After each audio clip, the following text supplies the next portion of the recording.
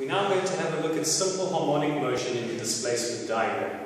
Of course, whenever you start any displacement diagram, you're always going to have a look for two different parts of information. The first is how your follower is meant to move, and then the second part of information is, of course, the scale that you're going to use for your displacement diagram. They always put the scale below the information about the displacement, about how your follower is meant to move, so you need to go and find it. You will see that it is noted. There will be a little note in bold, and that piece of information tells you how to go and draw the first part of your displacement diagram. You have to go and find that information first, because that's the first part that you need. And they will normally say something like, for every 4 millimeters of this displacement diagram must represent 20 degrees. So I've done that here. From there I would have gone and measured from there to there 4 millimeters and made a mark, and that would be my first 20 degrees. Then measure another 4 millimeters, made a mark, my next 20 degrees. Measure another 4 millimeters to there, make a mark, and that gets me to 60 degrees. And I would do that all the way from 0 straight down to 360, and that would complete the horizontal part of my displacement diagram. You have to go and find that information, as I've said, because it's right at the bottom of the question normally, but it's the first part of the information that you need. Once you've completed that, you can then go and start having a look at how the follower is meant to move. And because we're looking at simple harmonic motion, we're going to start off with simple harmonic motion in the movement. So for example, they say to you, for the first 120 degrees, the follower moves with uniform simple harmonic motion from 0 to 120 degrees to a height of 80 millimeters. So we're going to start off by drawing a vertical line through the 0 degree mark, and then another line through the 120 degree mark, which is where the motion has to end. And then we're going to go on the vertical line and mark off our 80 millimeters, which is the total height that it's meant to move to. We're going to draw a line across there, which then gives us a nice block in which we can work to complete our simple harmonic motion. Always best to be working inside of a block like that, which shows you the total height of the motion and where the motion is meant to end. Then what we have to do is the following. We have to go and find the center point of this vertical line, which you guys will have to go and measure. I'm going to say that's there, and then take your compass, place your compass point there, open it up to this edge, and go and draw a half circle in over there. And once you've drawn in that half circle, I'm just going to fix mine a little bit here because it doesn't look all that good. It's a bit better. And then when you've drawn that half circle in, you have to do the following, which is really important. You have to go and check how many parts the horizontal part of your movement has been broken up into. In this case, we have 1, 2, 3, 4, 5, 6 parts in total. And I can even go and put little numbers in there for you to show you those parts. There are your 6 parts.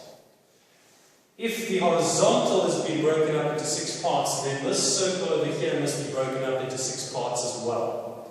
Now, normally in these questions, they make sure that the horizontal is broken up into 6 parts. But that does not mean that you cannot get a question where the horizontal is broken up into 8 parts, or 10, or 4 parts. So if it's broken up into 6 parts, it makes it nice and easy, because this 180 degree turn here can be broken up using your 30 and 60 degree set squares. Because 180 degrees divided by 6 is of course 30, so we can use our 60 and 30 degree set square to break it up nicely. But if it's 8 parts, we have to use a calculator to work out what the size of each angle should be that we break it up into, and we have to use a protractor. So if it ever happens to you, you're going to have to go and use a protractor to do the breakup I'm going to do now, but for most of the time, it's going to be done with your 30 and 60 degree set square. So we'll take our 30 and 60 degree set square and break up that half circle into 60 and 30 degree parts.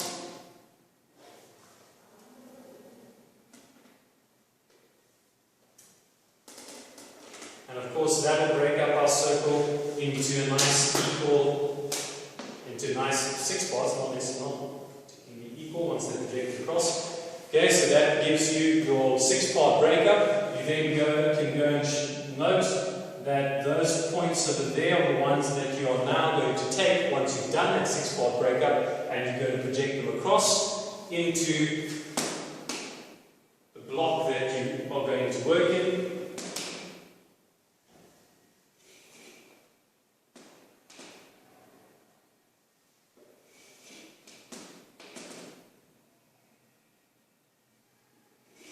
Okay, so you project those 6 parts across, and you now see that, of course, you have 6 parts going down and 6 parts going across. Very important. They must be equal. You must have 6 parts on your horizontal and 6 parts on your vertical. Please try and make sure your lines, of course, going across nice and straight. Mine are not very straight. Now, once you've done that breakup, you are now going to go and take your 6 parts on the horizontal, and you're going to project them straight up into the block that you're meant to be drawing in.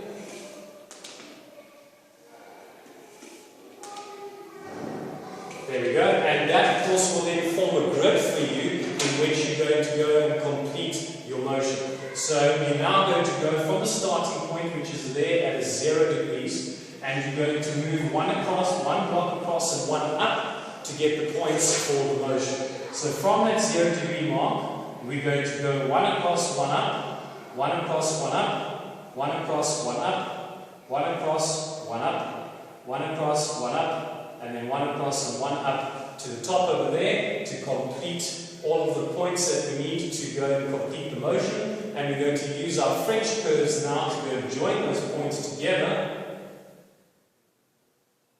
And that will be your simple harmonic motion for the first 120 degrees of your displacement diagram. Again, I'm going to remind you that that horizontal has to be broken up into the same amount of parts as your vertical. If this is broken up into more parts, you're going to have to break up that vertical into more parts as well, by breaking up the circle into more parts, which of course you'll have to use your protractor for. Once you've completed that, then you can go and complete the rest of the motion of the displacement diagram. And to finish this off, let's just say that for the next 120 degrees of our movement, the follower is at rest. So 120 degrees on will get us to a 240 degree mark, which we draw a line in there. And then of course, follower at rest means that the motion doesn't move up or down. So we can draw a horizontal line in there. And then for the last part, for the last 120 degrees, if they tell you that the follower moves back to its original position, that means that it goes from the top there, the highest point of the displacement diagram, right back down to the lowest point of your displacement diagram. So we're going to join that point right down to the lowest point, and that then completes your displacement diagram. The first part over here is simple harmonic motion, and then the last part over there will be uniform velocity.